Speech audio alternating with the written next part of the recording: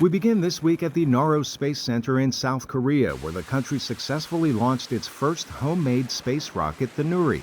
Engineers built it using only Korean rocket technologies. Nuri carried a mostly dummy payload to orbit, but the successful flight marks a major milestone for the Korea Aerospace Research Institute, or KARI. The flight revitalizes the country's space program and could help South Korea reach its goal to have its own 6G wireless networks, spy satellites, and lunar probes.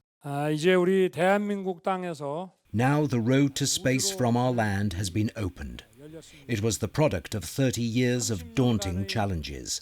From now on, the dreams and hopes of our people and our youth will extend into space. Nuri also carried a performance verification satellite that should help scientists prepare for future launches. KARI and the United States have been working on a lunar orbiter which could land on the moon by 2030. In other news, NASA fueled its massive Space Launch System, or SLS, moon rocket for the first time. It was the agency's fourth try to fuel more than 4.5 million liters of super-cold liquid hydrogen and oxygen into the SLS. A host of technical issues doomed previous flights, and while NASA discovered a leak Monday, they pushed on with the test. Engineers had hoped to reach the 9-second mark in the test countdown, but the launch rehearsal didn't cooperate, inexplicably stopping prematurely at 29 seconds. No word yet on the cause, but NASA hopes to launch the SLS as early as August. Meanwhile, in Wales, engineers build the first satellites to be launched from the UK.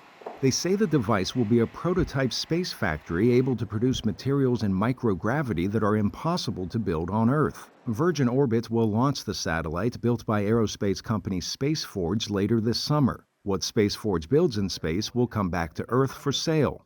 Also this week, NASA inducted astronauts Chris Ferguson, Sandy Magnus, and David Liestma into the Astronaut Hall of Fame.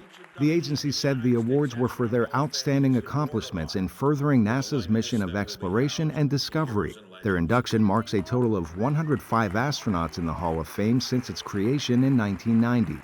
Finally this week, pieces of a Chinese space rocket streaked the night sky over Spain. The CZ-2F rocket that launched earlier this month carried crew members to the Chinese space station. Skygazer Manuel J. Cruz, who shot this video, said it was the most spectacular thing he'd ever seen in the sky. No arguments from us. Arash, Arabasadi, VOA News.